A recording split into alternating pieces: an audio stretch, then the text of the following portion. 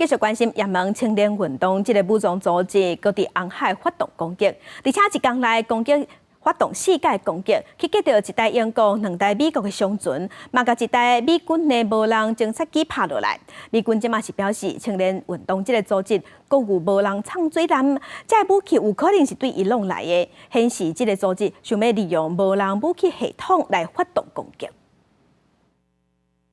由伊朗支持的也门青年运动武装组织，在过去24点钟内，连续攻击红海3只国际商船，包括挂贝里斯国旗的英国货船红宝石号，因为船下已经有水溢入去，船顶的护卫员甲船员拢总有24个人，国不离中都爱跳船逃生。还佫有2只美国船，其中一只是载美尺挂希腊国旗的海上冠军号，伫阿丁湾受到2粒飞弹的攻击，加在敢若窗仔门受损，无人受伤。青年运动发言人沙利亚伫当地时间19发声明，会对攻击商船的事件来负责，而且讲伫也门第4大城市荷台达，甲一只美军无人侦察机拍落来。不过沙利亚并无具体说明损失或者是伤亡的情形。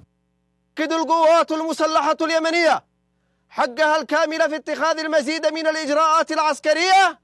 في البحرين الأحمر والعربي دفاعا عن شعبنا وبلدنا وأمتنا وتأكيدا على الموقف المساند للشعب الفلسطيني المظلوم وأن عملياتها في البحرين الأحمر والعربي ستكون متصاعدة ولن تتوقف حتى يتوقف العدوان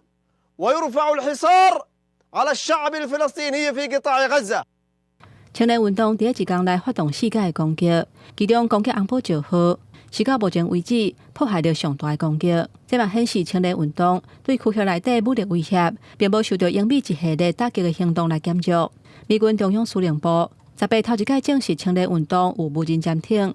前美国国防部资深官员布洛伊表示，这攻击对美军舰艇也个国际商船造成新的威胁，嘛显示青年运动的武装能力甲战略已经有转变。因为无人潜艇可能比空中无人机也个反舰飞弹更较好探测甲摧毁，而且青年运动无啥可能家己制造这武器，因可能是为伊朗来的。另外，布洛伊也个认为讲，青年运动甲伊朗的伊斯兰革命卫队当咧调整战略，要利用无人武器系统，为着海空无共纬度来展开攻击，压制西方舰艇的防御系统。